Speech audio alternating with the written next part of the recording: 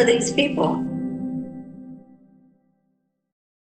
I want to talk now about what's been going on with Iran, what's been going on. I brought a Keith McHenry story. I brought several different articles about what's going on with Iran, or we don't even really know what's going on with Iran because it changes minute to minute, and there's so much that's being pushed out there that we don't know what's real and what's not, especially with AI happening, and we're going to talk about this. So first up is we're going to go through Keith McHenry, who was one of the first people I did a one-on-one interview with outside of Rob Durden and outside of INN. That was back in the summer of 2024. Keith is a co-founder of an organization called Food Not Bombs, which is an incredible organization, and they literally just feed people. Show up with food, show up if you're hungry, and they'll feed you. No charge. And there are Food Not Bombs chapters in over 3,000 towns, municipalities all around the world. And Keith has been instrumental in setting a lot of them up. He's been writing at the Anarchist Cook. He wrote the Anarchist Cookbook. It was a follow-up to the original one. Funny story. He told it in our one-on-one, but he then started publishing over here, and he called it the Anarchist Cook, which is a continuation of his WordPress blog that he then brought over to Substack. You know what? Let me... Coming to a Substack newsletter near you. You know, Rachel still hasn't set one up yet. It feels like everybody else has. Literally, Mondo Weiss, by the way, set up a Substack. So go follow Mondo Weiss over there if you haven't yet.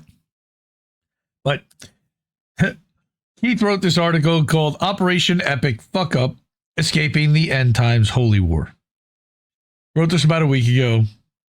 He said, we know the names of the first U.S. military deaths in the failed regime change against Iran. Killed on March 1st, 2026 in Port Shuaiba, Kuwait, while helping murder 168 little girls attending an elementary school in Minab, Iran, earlier that same day. Right? The first blow in this world-changing war. The names of those girls are as invisible to Americans as the names of our homeless neighbors who died on our streets, whose names were erased this year by the county of Santa Cruz. And here are the names of the American soldiers. These are the first 4 Americans to fill the flag-draped boxes of the war for satanic Zionist oligarchs. I visited the Dover Air Force Base during the Vietnam War. Our family's relative Lovejoy worked on the base. We drove along the tarmacs, passing block after block of silver caskets stacked 20 high and 20 deep, waiting silently for the bodies of America's youth, wasted in yet another losing war. Operation Epic Fuck Up is shaping up to be Gen Z's Vietnam. Towers of shiny coffins marching down the runway outside Air Force Mortuary Affairs operations in Delaware. The same morgues where the bodies of more than 20,000 young American soldiers had passed during the Vietnam War. U.S. Senator Richard Blumenthal said Tuesday, March 3rd, that he is more fearful than ever that American forces could be deployed to Iran after a closed-door briefing with senior Trump admin officials on the escalating U.S.-Israeli attacks under, quote-unquote, Operation Epic Fury. Zionist Blumenthal may pretend to worry about another war his political party will inherit after the midterms and how that might impact their popularity, but in the end, he is all in on war, whether against the Palestinians, Russians, or the Persians. The U.S. Central Command reports that they launched this catastrophe with over 50,000 troops. That number is sure to grow, and with it, more trips to the Dover morgue. Fox News reports on March 2nd, quote, more U.S. forces are headed to the Middle East, according to General Dan Kane, chairman of the Joint Chiefs of Staff, as the U.S. escalates its campaign against Iran, unquote. The flow of forces continues today. In fact, Admiral Cooper will receive additional forces even today. That's Kane said that during a briefing Monday morning, referring to Central Command Chief Brad Cooper, not the guy from The Hangover. Once again, the silver boxes will be piling high in this summer's heat on the pavement of the Dover Air Force Base.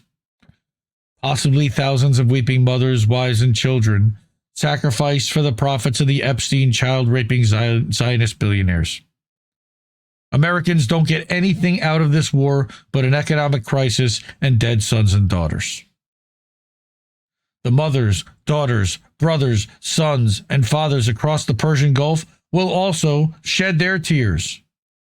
But many will mourn knowing that their people are standing strong against the immoral evil of our times, the United States of America and Israel. To highlight their own evilness, Israel and America launched this disaster on the Jewish holiday of Purim, the holiday that commemorates the victory of the Jewish people, quote unquote, over ancient Persia, now Iran, as told in the book of Esther, a war that historians say killed over 75,000 Persians. Another Israeli war during Ramadan, the strategy of fighting a people fasting. But what could be a bigger fuck-up than threatening Armageddon? Journalist Jonathan Larson's March 2nd Substack wrote that at least 100 soldiers had complained to the organization Military Religious Freedom Foundation about their commanders excitedly telling their troops about how they'll get to participate in the final battle to bring on the second coming of Jesus Christ. A cheery end times tale to help start a global war and economic collapse, I guess. MRFF reports, quote, a combat unit commander told non-commissioned officers at a briefing Monday that the Iran war is part of God's plan and that President Donald Trump was, quote, anointed by Jesus to light the signal fire in Iran to cause Armageddon and mark his return to Earth, unquote, according to a complaint by a non-commissioned officer. Here's the complaint. I'm an NCO, rank withheld in our unit. This morning, our commander opened up the combat readiness status briefing by urging us to not be afraid as to what is happening with our combat operations in Iran right now. He urged us to tell our troops that this was all part of God's divine plan. And he specifically referenced numerous citations out of the book of Revelation referring to Armageddon and the imminent return of Jesus Christ. Wow. He said that President Trump has been anointed by Jesus to light the signal fire in Iran to cause Armageddon and mark his return to Earth. I can't believe I just repeated that phrase. But of course, before Jesus returns, the savagery and poverty will be staggering. Many more Iranian children murdered by the satanic Zionist armies in double-tap bomb strikes. More irreplaceable historic mosques of unparalleled beauty turned to dust. A sure way to win over the Iranian people so they'll welcome an American puppet Shah to rule over them, right?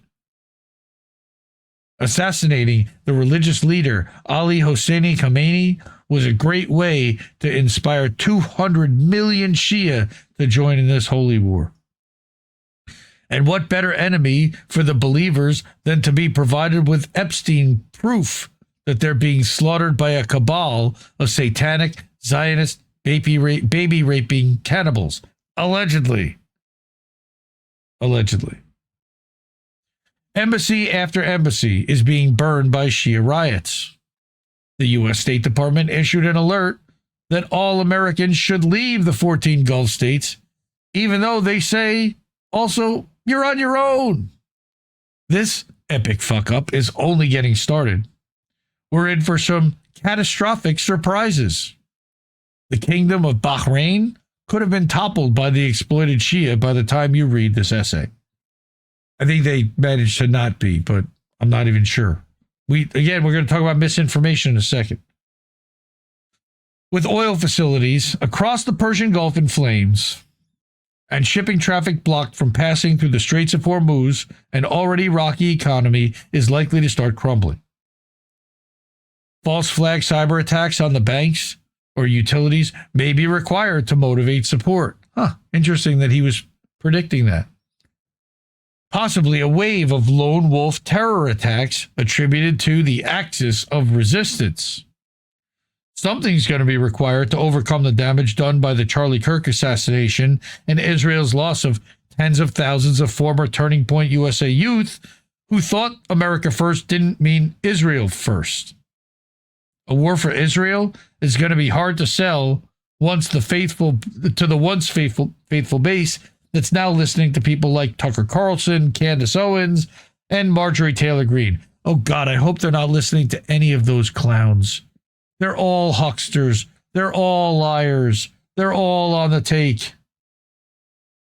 We shouldn't forget the other raging war, Ukraine, may find melting down a nuclear power station will redirect attention away from the Persian Gulf to that failed U.S. NATO-provoked conflict.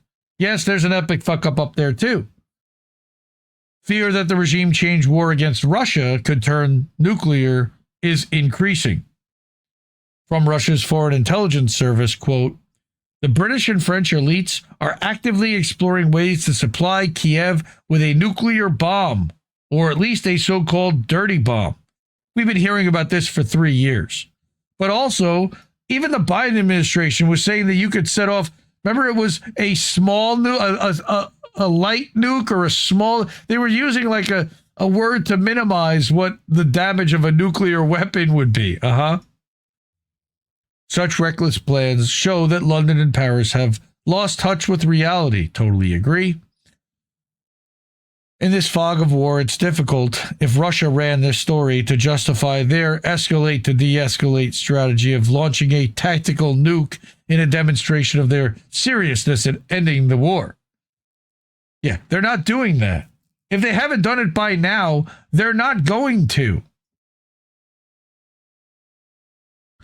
We really are teetering on the brink of a world war. No, I think we're already in the middle of a world war, Keith, but that's I guess, some wishful thinking. All right. The clown show of Zionist pedophiles and mafia grifters in Washington and Tel Aviv are steering us towards ruin. Yes. In fact, much of Tel Aviv is in ruins. I don't know if I really believe that. Ruins that the Israeli government is doing its best to conceal from worldview. I do agree with that. Even so, the footage that does make it past the censors shows massive devastation, towers and tatters, fires raging.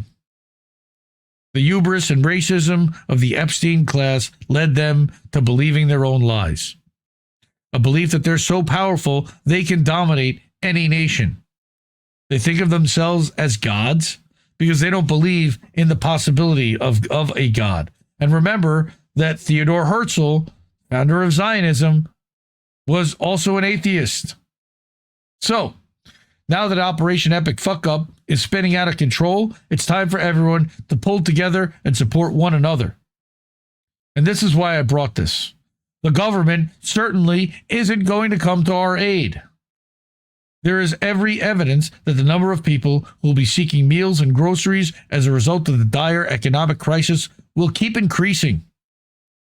Food Not Bombs volunteers all across the world are organized to respond to this global crisis.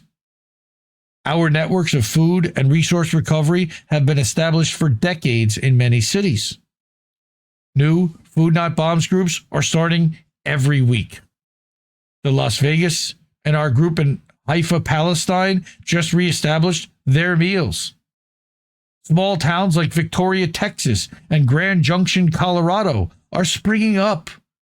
And I love this guy. He gives me such hope. The Santa Cruz group, where I volunteer, has spent years preparing for the war against Iran and the resulting economic crash. We shared the only daily meal for unhoused people in Santa Cruz during the 3 years of COVID lockdown. Never stopped.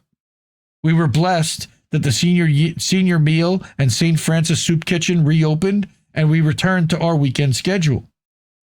If the increase in need grows dire, we plan to return to our daily service. People who are aware of the crisis are looking for a sense of sanity. It's not likely that a vanguard party of charismatic leader will liberate us from this horror.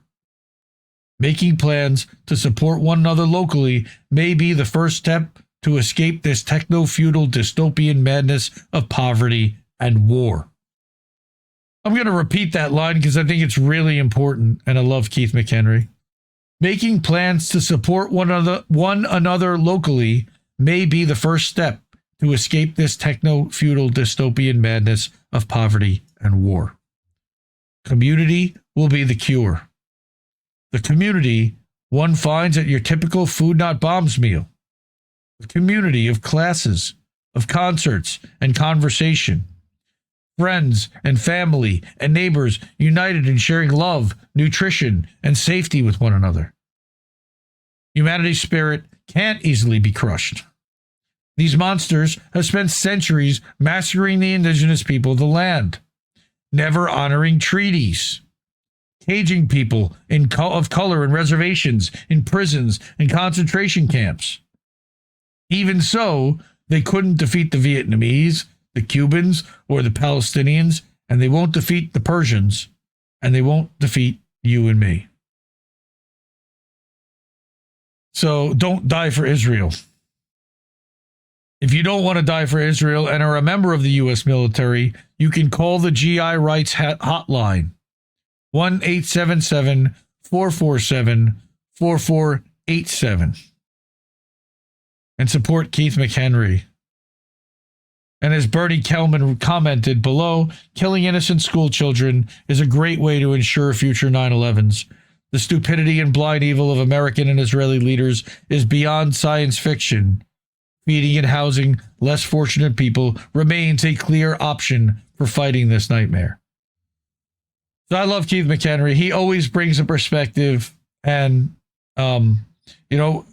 Patrick McHenry, he's related. He's a descendant of one of the original signers of the Declaration of Independence. He's like, his family is one of the original founding fathers. And I love hearing his perspective. It's pronounced Grand Junkyard, Colorado. I will take your word for it, bro. God's plan requires zero Zio Satanist input. Well, that's what we would like to believe. I sure hope so. So what else we got here? All right. I got more. So I was just going to bring a couple extra stories about what Israel's up to, but there came a couple of articles that were published today, and I added them in at the last minute, which was, first of all, this article from the Palestine Chronicle and the Palestine Chronicle staff about misinformation. So the headline reads, "Did Iran kill Israeli leaders? The rumor that reveals the real battle of this war." All right, and that's why I wanted to bring this, is because misinformation and what's going on with misinformation. All right. The viral rumor reveals the dangerous power and risks of wartime information warfare. Yes, this is an information war. So here are the key takeaways. Rumors thrive during wartime because governments censor information and battlefield realities remain opaque. Israeli military censorship severely restricts information about casualties and damage inside Israel. They tightly control what people can see. Iranian and pro-Iranian narratives sometimes rely on claims that cannot be independently verified. So when specific rumors prove false, they then damage the credibility of anti-war narratives. So what they're claiming here is that responsible journalism requires verification, especially during wars dominated by propaganda and information warfare. And the reason why I'm saying this right now, and I'm putting this up, is because I'm really hesitant to share a lot of tweets that I'm seeing of devastation, of destruction, of reports about what's happening in real time, because I don't have a way to verify or validate them. And I'm worried that I could be regurgitating propaganda or misinformation put out for the intent to mislead. So, the weaponization of rumor. During war, information becomes as important as missiles. Armies fight not only for territory, but also for narrative dominance. Few recent episodes illustrate this better than a rumor that circulated widely on March 9th, claiming that several senior Israeli figures had been killed or wounded by Iranian strikes. On March 9th, Scott Ritter, a former U.S. Marine intelligence officer and former UN weapons inspector, appeared on the RT program The Sanchez Effect. In clips from that appearance that circulated widely online, Ritter was presented as endorsing claims that Iranian strikes had hit locations linked to senior Israeli leaders, including claims involving National Security Minister Itamar Ben-Gvir and members of Prime Minister Netanyahu's family. The claims, of course, spread rapidly across social media networks. Some Iranian outlets and pro-Iranian commentators repeated the story, attributing it to Ritter's statements. Israeli media quickly addressed the rumor as well, largely to dismiss it. Yet, within hours, it became clear that no credible evidence supported the claims. Ritter was making it up. Neither Israeli officials nor independent sources confirmed them. The episode quickly turned into a case study in the volatile role of rumors in wartime. But the deeper story isn't whether the rumor was true. It's why such rumors thrive and how they can ultimately damage the very narratives that they seek to support. And I question whether Scott Ritter was actually seeking to support a narrative there. I think he's still, once a soldier, always a soldier. But why war produces rumors? I think that's pretty obvious. Wars create perfect conditions for rumors to flourish. Governments restrict information, battlefield access is limited, and propaganda becomes a central tool of strategy. Israeli military censorship is one of the key factors behind the current information vacuum. Israeli law allows military authorities to block or alter the publication of sensitive information related to national security, including casualties, military damage, and strategic vulnerabilities. How do you ever get the truth if you can't ever get accurate information? They don't want the truth, and they don't promise a free press or transparency. This practice is not new. Israel has historically restricted coverage of military losses in order to prevent panic, maintain morale, and avoid providing intelligence advantages to its adversaries. The result is a situation in which much of what happens inside Israel during wartime remains opaque at best. Because of this, analysts and observers often rely on indirect indicators such as satellite images or leaked videos or eyewitness reports, social media posts, and statements by opposing governments. This environment creates fertile ground for speculation. As the American sociologists Gordon Allport and Leo Postman argued in their 1947 classic study, The Psychology of Rumor, rumors spread when two conditions are present: importance and ambiguity. War, of course, provides both. When events are highly consequential and the information is scarce, rumors inevitably fill the gap. Think about like the way that your mind races when you don't know what's happening, and all of a sudden you imagine and invent nightmare scenarios in your head on a regular basis. And here we have the strategic incentive to exaggerate, which also is financial for some. Iran also operates within this informational environment. Unlike the US, Israel, or NATO states, Iran does not possess the same level of publicly accessible satellite imagery capabilities that allow it to regularly document battlefield damage inside Israel. This means that Iranian officials and media often rely on claims of successful strikes that can't easily be verified by outside observers. Such claims may or may not be accurate, but the lack of independent confirmation makes them difficult to assess. And if they have espionage agents inside the country, they can't exactly reveal that either, because that would out their sources. There are understandable incentives behind these narratives. For governments under attack, wartime communication serves several strategic purposes: maintaining domestic morale, signaling deterrence to adversaries, projecting strength to allies, and shaping global public opinion. Inflating battlefield achievements has therefore long been a feature of warfare. Look at Ukraine. The Prussian strategist Karl von Clausewitz, that's German, by the way, noted nearly 2 centuries ago that, quote, war is the realm of uncertainty, where information is often incomplete, contradictory, or manipulated. In modern conflicts, this uncertainty has evolved into what analysts now call information warfare, InfoWars, where perception and narrative become strategic tools alongside military force. But here you have the double-edged sword. Yet, rumors can quickly become counterproductive. When a claim becomes too specific, such as the alleged death of a particular political leader, it becomes much easier to disprove. Once disproven, the narrative can backfire. Sure.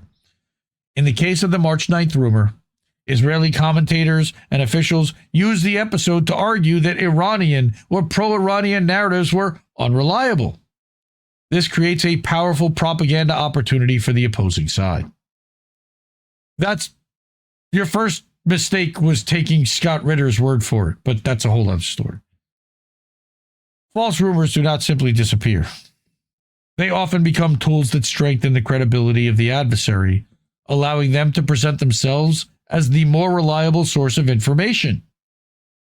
Moreover, repeated rumors that fail to materialize can produce unintended psychological effects, like the boy who cried wolf. Instead of creating fear, they may actually reassure the targeted society. They also cause skepticism and people to not act.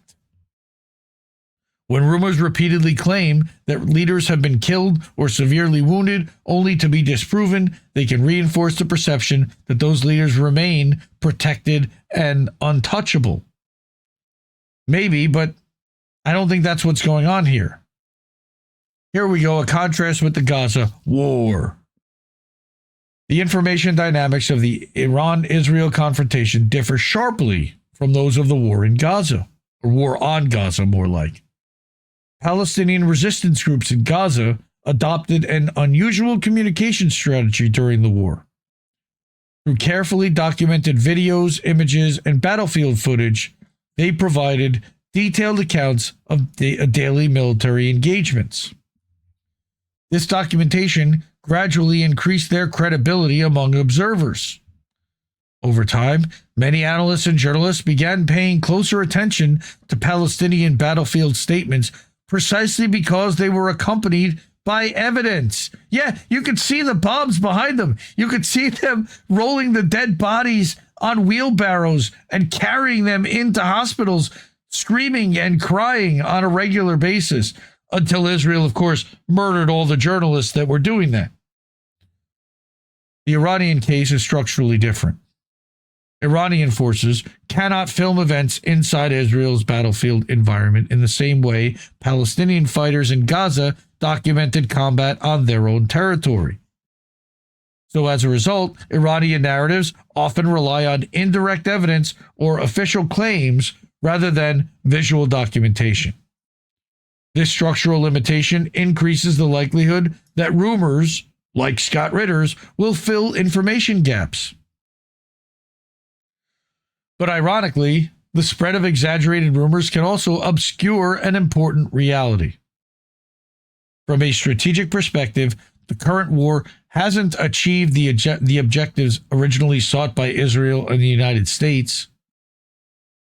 One of the widely discussed goals of the military escalation was to weaken Iran to the point of triggering internal instability or regime change. That outcome appears far from imminent. Meanwhile, the aggression on Iran has already produced several strategic consequences, including regional instability across the Gulf, rising energy prices worldwide, and increased global economic pressure, on top of having certain radar installations attacked, allegedly. In that sense, Iran has demonstrated an ability to absorb and respond to military pressure without collapsing politically. Yet rumors about dramatic tactical victories, such as the deaths of senior Israeli officials, can paradoxically undermine this broader strategic reality. When those claims prove false, they distract from more substantive developments taking place within the war. So now they get to the responsibility of journalism. And I think this is to kind of explain that they're not going to publish things that they have not been able to verify and validate through multitude of sources. For journalists, the lesson is clear. War reporting must navigate a landscape dominated by propaganda, censorship, and psychological warfare. This is particularly true when covering conflicts involving Israel, where military censorship restricts information and Western media narratives often align closely with Israeli government positions. Closely or match, word for word. But the existence of censorship and misinformation does not justify repeating unverified claims. Responsible journalism requires verification. At the Palestine Chronicle, this principle remains central. Our role is to report the competing narratives of war, to analyze their implications, and to examine available evidence carefully, but we cannot confirm claims that lack credible sourcing. This doesn't mean that rumors are always false. Perhaps some of them are even true. In wartime, people have every right to ask questions and speculate and attempt to understand events that governments deliberately hide from public view. If a leader, such as Netanyahu, disappears from public view for days at a time, people start inevitably asking questions. People start speculating. Some suggest that he left the country. Others speculate that he was targeted by an attack. In a conflict where information is tightly controlled, such speculation is unavoidable. The issue we raise here is different. And it's funny because they mentioned Bibi fleeing the country. We had that confirmed from multiple sources from the tail of his Air Force One plane that it took off, that it first tried to circle Israel, couldn't find a place to land, then it circled Cyprus. This was all documented in the flight path. We could all see that. As journalists, we operate under a different set of responsibilities. Our task is not to amplify every rumor circulating in the fog of war, but to verify information before presenting it as fact. This is precisely why journalism, at least in theory, is supposed to be the most credible form of information during times of war. And that's why Israel murders all the journalists. Unfortunately, mainstream Western media has repeatedly violated this principle, to say the least, spreading misinformation and uncritically echoing official narratives. But independent media cannot respond by abandoning journalistic standards. If anything, our responsibility to accurately and our responsibility to accuracy and verification must be even greater. In the information wars that accompany modern conflicts, credibility remains one of the most powerful weapons of all. My father used to tell me that your word is all you have in this world. He still tells me that, actually. And if you are caught spreading lies or rumors that diminishes the way that people view you and the weight that they put on your words and on what you say, And that's completely up to you how you handle it. And I wanted to bring one example that our friend Conspirador Norteño, who we've never met or spoken with, but I love their work. I think they do great work at finding bot networks. War, fake videos, and engagement farming. AI-generated videos of war in the Middle East have gone viral in the wake of recent U.S.-Israeli strikes on Iran. So this article pops up. Meet Tech News World, a Facebook page that recently pivoted from spamming the platform with AI-generated movie posters to spamming the platform with AI-generated fake videos of warfare in the Middle East. The page in question has been repurposed multiple times over its 3 years of existence, as is common with engagement farming efforts. Prior themes include puppies and Gal Gadot. Where do you think that's coming from? Unsurprisingly, Tech News World is not the only spammy content farm that has elected to exploit the current war for clicks and views, and the phenomenon is not limited to Facebook. Of course, breaking news, live news. All of these video clips were AI generated.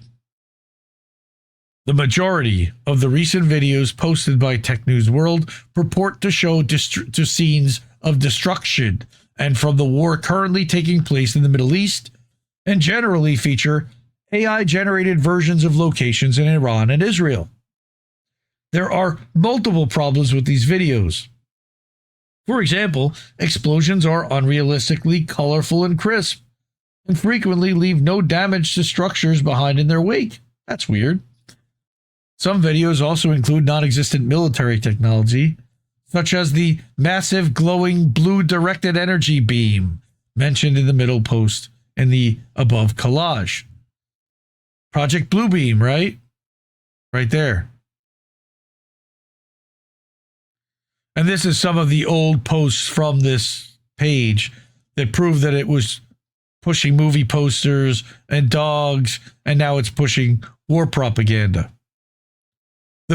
Presenting Ckup too, like the Jellicle rebirth. Okay, this is just clickbait crap. Prior to the recent glut of fake war coverage, the operators of Tech News World made various attempts at garnering engagement with other types of repetitive content.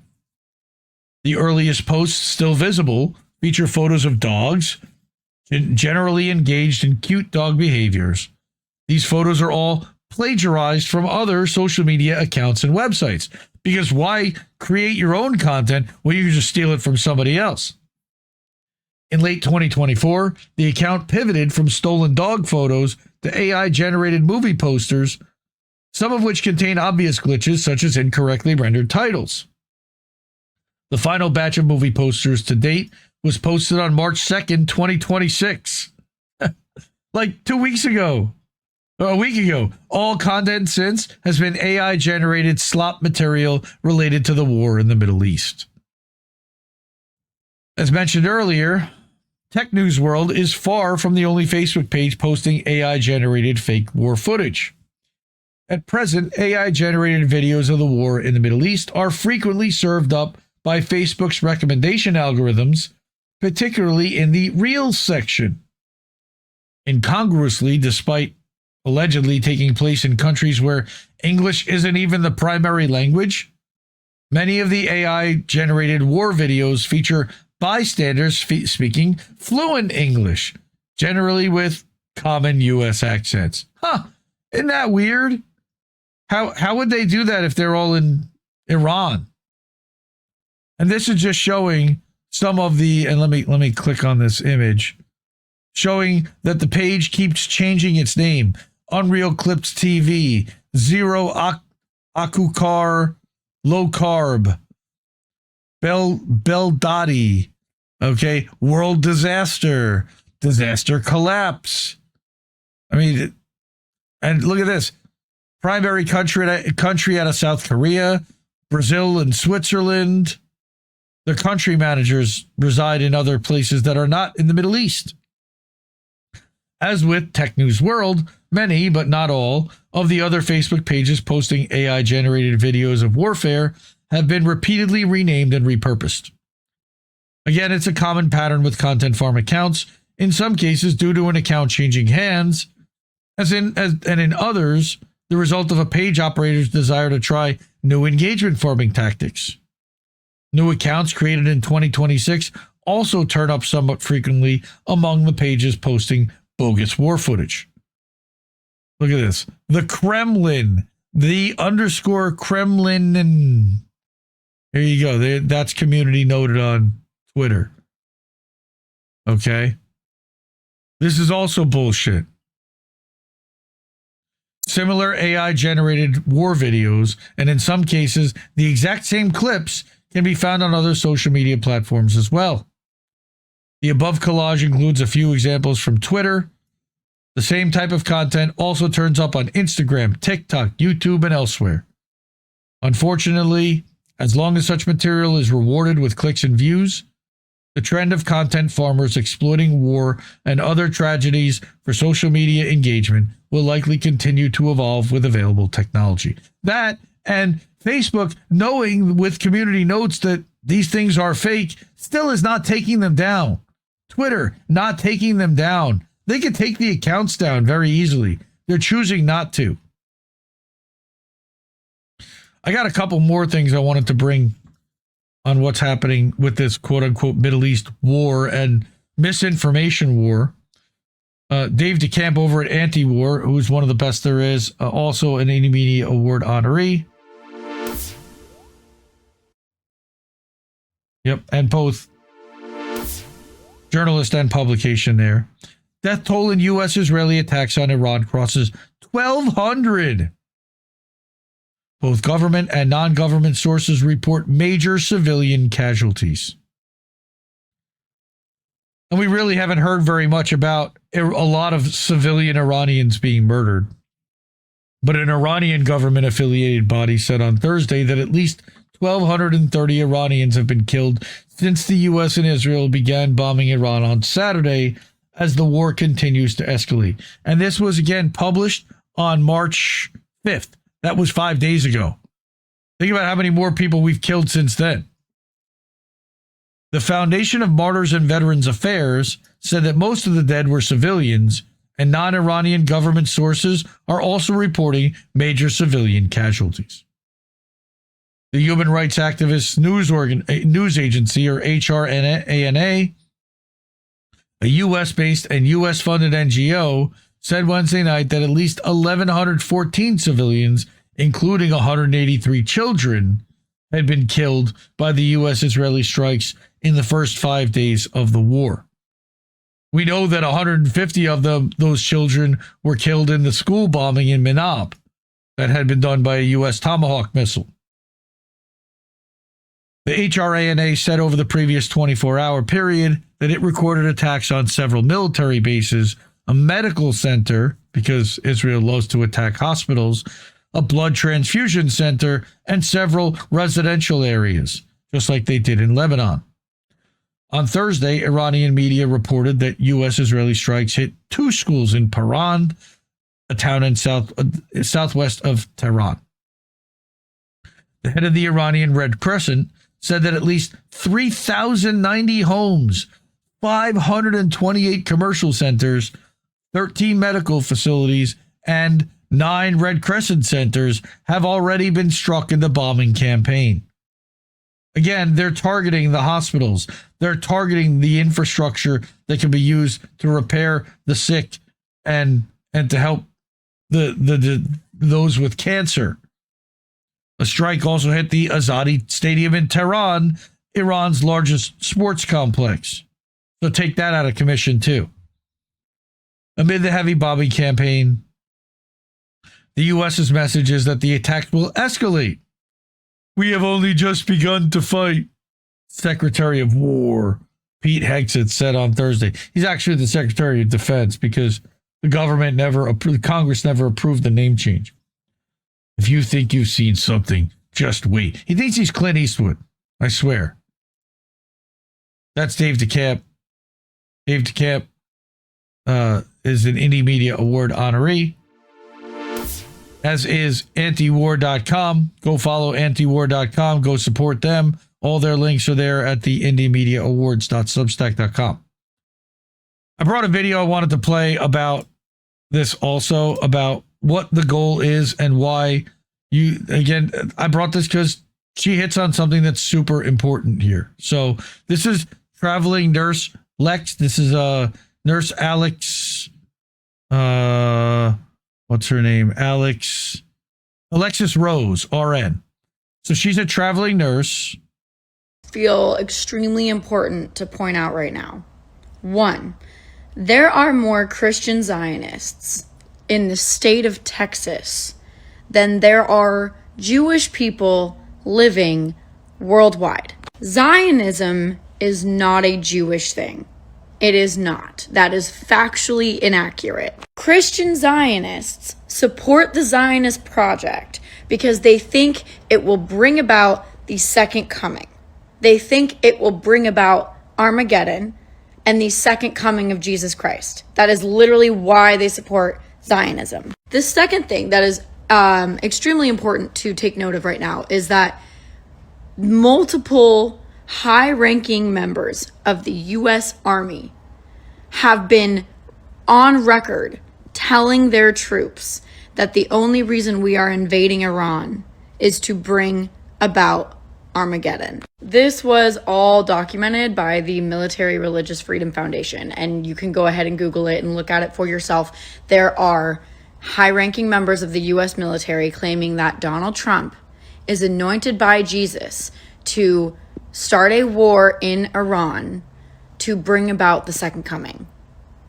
They are literally telling troops that. Say whatever you want about the IRGC, say whatever you want about Sharia law, but at least acknowledge that we are living under religious extremism here in the United States, and that religious extremism is causing extreme violence in all corners of the globe. And none of it is a uniquely Jewish problem. None. Christian Zionism is at the core of all of it. Two things feel extremely important to point. Yes, yes, yes, and yes. I want to tattoo that somewhere across Pete Hegseth's head. But he knows he's a Christian fundamentalist Zionist who then calls the mullahs of Iran fundamentalists. It's hilarious. There's nobody more fundamental than someone that's literally threatening their quote-unquote enemies. If you think you've seen something, just wait. Whiskey Pete, man. Fuck that guy. All right. Finally, I brought one more article, and I made an audible at the last minute because originally I was going to bring another Dave DeCamp article that said that Trump was insisting on having say in who the next leader of Iran was going to be, but they went ahead and decided that without his input, and they named the previous leader, the Ayatollah's son, which was someone that allegedly Trump said he did not want. But that could also have just been misinformation in order to set them up and be like, oh yeah, well, we'll that's exactly who we'll name. I don't know. Again, that's all part of the information war, like Palestine Chronicle is talking about. So this is Nora Barrows-Friedman from the Electronic Intifada. EI is a 2024 Indie Media Award honoree for being an outstanding independent outlet. All right, Nora writes this article that says Israel punishes Gaza as it attacks Iran. Because we can't forget about Gaza. The following is from the news roundup during the March 5th live stream. Watch the entire episode here, and please do that. I like watching Nora on the live stream with John Elmer and Ali Abu Nima and Asa Winstanley, and they talk with journalists all over the world, especially in Palestine. Israeli forces continue to violate the fraudulent ceasefire in Gaza this week, killing Palestinians and reimposing a total closure of the crossings to humanitarian aid, fuel, food, and medicine. I think I mentioned that even last week, but March 1st was literally the day that they stopped allowing all trucks to come in. In the town of Bani Suhailia near Khan Yunis on Wednesday, Israeli soldiers shot and murdered 2 Palestinians Montaser Samur and Maher Samur. According to local news sources, an Israeli military unit abducted the two men and took them across the so-called Yellow Line, detained them, and shot them. Reporter Tamer Keshta captured video footage and eyewitness testimony from residents who said that the Israeli army returned Montaser Samur's body riddled with bullets, while Maher Samur was shot and killed in what witnesses described as a field execution. So that means he was on his knees and shot in the head. The news agency Anadolu, that's AA, that's the Turkish agency, reported that earlier in the day, heavy gunfire from the Israeli military vehicles stationed east of the so-called Yellow Line was reported in those areas near Khan Yunis, and that Israeli artillery also targeted neighborhoods east of Gaza City, while Israeli gunboats fired toward the coastline. They're hitting them from all angles. Last week, early on February 27th, Israeli warplanes targeted a Palestinian police checkpoint at the entrance to the Barej refugee camp in central Gaza, killing at least one police officer and injuring another, according to the Palestinian Interior and National Security Ministry, who have proven out to be credible. The health ministry in Gaza reported on March 4th that since the so-called ceasefire went into effect nearly 5 months ago, that at least 633 Palestinians have been murdered and more than 1,700 have been injured. Ceasefire, right, Israel? Fuck Israel. In the same time period, the health ministry stated that more than 750 bodies of Palestinians have been recovered from underneath the rubble of more than 2 years of genocide. The Civil Defense Corps in northern Gaza stated this week that they had finished a 9-day operation that they called the Dignity of Martyrs campaign, in which they recovered 93 bodies of Palestinians killed in Israeli airstrikes and buried beneath collapsed homes. For who knows how long? More than 500 still trapped under rubble, bombed by the Israeli occupation. Only 93 recovered. After 9 days of continuous work, Gaza's civil defense announced the conclusion of the campaign. بعد 9 أيام من العمل المتواصل والجهد الكبير اختتم اليوم حملة إكرام الشهداء، حيث انتشلنا خلال هذه الحملة 93 جثمان من تحت الأنقاض، وما زال أكثر من 500 جثمان موجودين تحت الأنقاض. كما نسعى ونحاول مرة أخرى لحين الانتهاء من انتشال until all martyrs' bodies are recovered from under the rubble.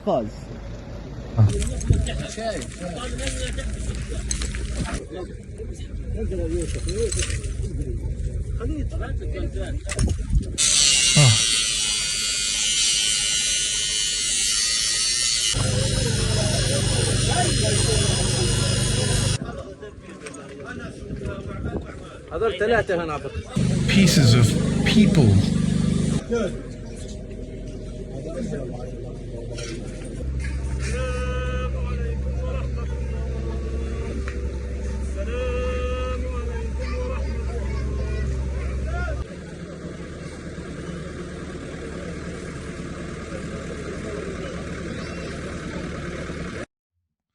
Once again, fuck Israel.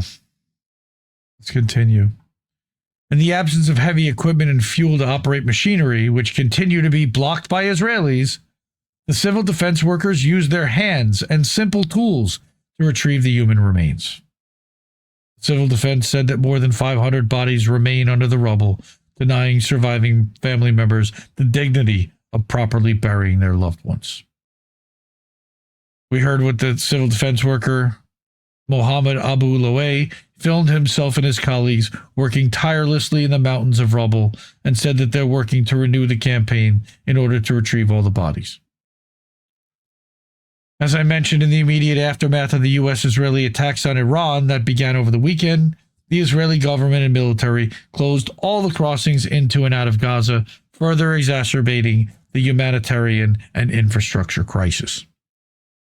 On Tuesday, the Kerem Shalom crossing in the south of Gaza was partially opened, but all other crossings have remained closed, including the Rafah crossing at the Egyptian border, which had been partially reopened since early February and was used for people returning to Gaza and medical evacuations from Gaza.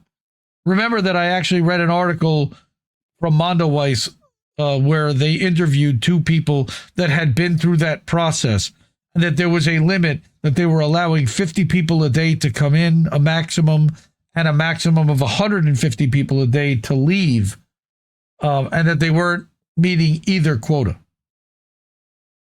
In addition, according to the Tel Aviv newspaper Haaretz, the Allenby crossing between Jordan and the West Bank has likewise been closed to goods and humanitarian aid following a decision by Israeli Airports Authority, which oversees that crossing. Writing in the LA Times this week, Ahmed Khan of the eponymous humanitarian aid organization, the Ahmed Khan Foundation, stated, quote, "For more than 5 months, 15,000 boxes of children's cold medicine and other vital medicines meant for kids in the Gaza Strip have been sitting in a warehouse awaiting approval from Israeli authorities that never seems to come. To Israeli officials, the cold medicine I'm trying to deliver is a potential weapon," he adds. Insane. Israeli officials fear that Hamas will steal the bottles and transform the small amounts of glycerin in the medicine to make explosives, despite there being no evidence that armed groups in Gaza have done or could do this. Israel has refused to clarify what percentage of glycerin would be allowed, so we can't even source an alternative that would be assured of clearance. The medicine remains in a warehouse while children in Gaza continue to die because they can't get basic treatments, which is exactly, by the way, what Israel wants. Meanwhile, the UN Humanitarian Office stated that between the October 2025 so-called ceasefire and mid-February, quote, an additional 853 people have reportedly acquired new disabilities, including almost 500 new amputations, 186 spinal cord injuries, and 171 traumatic brain injuries, or TBIs. All caused by Israel, by the way. The UN added that despite rising needs, assistive products, including prosthetics, continue to be classified by the Israeli authorities as dual-use items, which severely restricts their entry into the Gaza Strip. That's unreal. And let's explain why. Dual use, meaning that they could actually be used as weapons. They're claiming that artificial limbs are weapons. They're Hamas. During this period, the UN stated only 300 artificial limbs were allowed to enter Gaza under the health cluster framework, while the cumulative number of amputations since October of 2023 now exceeds 5,000. In addition to the 496 new amputations recorded since the quote-unquote ceasefire in October. Fuck Israel. Imagine that 4,500 Israelis that needed prosthetics were being denied prosthetics. Shelter materials are also being heavily restricted by Israel.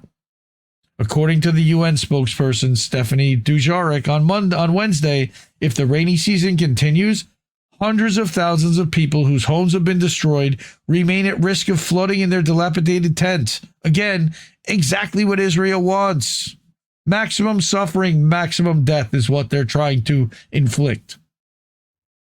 Dujarric said that 8 temporary relocation sites have been established in Gaza, but critical materials remain out of reach. So what good are the relocation sites then? Quote, we and our partners still do not have the tools and the materials to make shelters that are longer lasting, he said, noting that the entry of these supplies continues to be heavily restricted and they're difficult to find on the local markets. And of course, they're jacked up in prices on top of it. Such supplies include toolkits, timber, and cement to repair homes, and heavy machinery to clear rubble and to make more space for dignified housing. All of that has been restricted from being allowed in. Again, they talked about these two Palestinian men. Turning to the occupied West Bank, dozens of Israeli settlers attacked the village of Kiryat near Nablus in the north on Tuesday last week. One of the attacking settlers is a reservist soldier who shot and killed two Palestinian men. Muhammad Taha Mumar was shot in the head, and his brother Fahim Taha Mumar was shot in his lower body. Eyewitnesses reported that armed settlers carrying rifles and iron bars stormed homes in the southern part of the village and opened fire on residents. At least 3 other people were injured in the attack, according to Middle East Monitor, including a 30-year-old man with a shoulder wound, a 32-year-old man with a knee injury, and a 15-year-old boy who sustained a gunshot wound to the shoulder. Why? And who's going to hold them accountable? Nobody. Ben-Gvir might even lead them next time with the pogrom.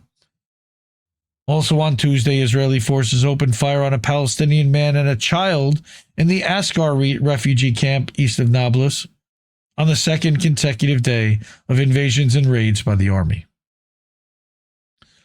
The Palestinian Red Crescent Society reported that its teams treated a 20-year-old young man who was shot in the foot with live bullets and an 11-year-old child who was shot in the hand. The army conducted home raids and subjected residents to interrogations, the local Wafa news agency reported. That happens on the regular. On Wednesday, Wafa reported that Israeli soldiers shot and injured 5 Palestinians in Jenin during an invasion in the central part of the city. A medical source at Al-Razi Hospital in Jenin told the news agency that among the injured was a young man who was shot in the back, with the bullet exiting through his chest, leaving him in critical condition. Self-inflicted wound in the back, right? And in Jerusalem, Israeli occupation authorities closed the Al-Aqsa Mosque compound since the U.S. and Israel launched attacks on Iran, preventing worshippers from entering the mosque and the surrounding courtyards during Ramadan. Fuck Israel. Here's a woman saying they wouldn't let me in to pray at Al-Aqsa. At the Bethlehem checkpoint, Palestinians described being turned back.